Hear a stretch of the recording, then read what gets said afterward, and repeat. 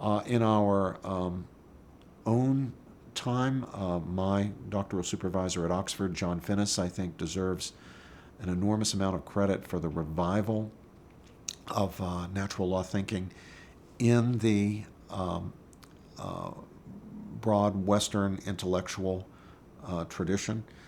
He is now retired from his professorship at Oxford. He also taught at Notre Dame, and his work helped to recover Aquinas's major contributions to natural law and developed them and applied them to contemporary problems. But natural law was not lost prior to this in the 20th century. There were great figures like Etienne Gilson, Jacques Maritain, Yves Simon, Elizabeth Anscombe in England, who made important contributions to natural law thinking and drew on the resources of the natural law tradition, especially the work of Aquinas, to illuminate moral and political issues.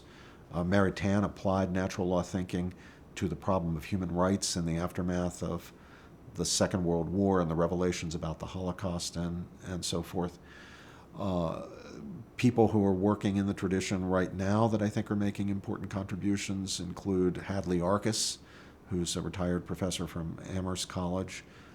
His book, First Things, was an important contribution to natural law thinking. Jay Budiashevsky at the University of Texas has written with illumination on natural law. There are competing schools of natural law thought. Some tend in a more neo-scholastic direction. Some, including my own approach, have been designated, although I think this is a misleading designation, as the new natural law theory. And there's some interesting differences of approach there, but also many, many similarities. So I'm glad to see that the tradition is flourishing today. There's a vibrancy. I see some of my own students who are making important contributions. I mentioned Ryan Anderson earlier, Sharif Girgis, who's a young professor at University of Notre Dame Law School, is making important contributions to natural law thinking.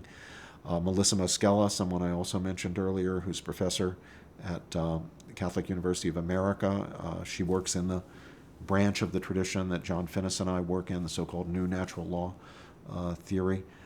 It's great to see so much fine work being produced, especially by younger scholars today, when it comes to natural law. Now, most of the people that I've mentioned so far are Catholics, but there are Protestants who become very interested in natural law, and Jewish thinkers who become very interested in natural law. One of the leading contemporary natural law theorists at the senior level is Rabbi David Novak, the professor of Jewish studies at the University of Toronto. His book, Natural Law and Judaism, is a very important contribution, not only to Jewish thinking, but to the natural law tradition itself.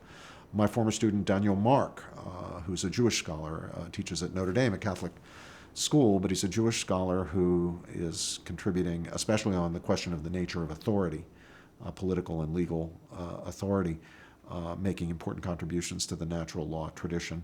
Andrew Walker at Southern Baptist Theological Seminary is very interested and has been very recently making contributions to the field. He's organized a group of evangelical thinkers to engage my work in a book that will be coming out in a year or so,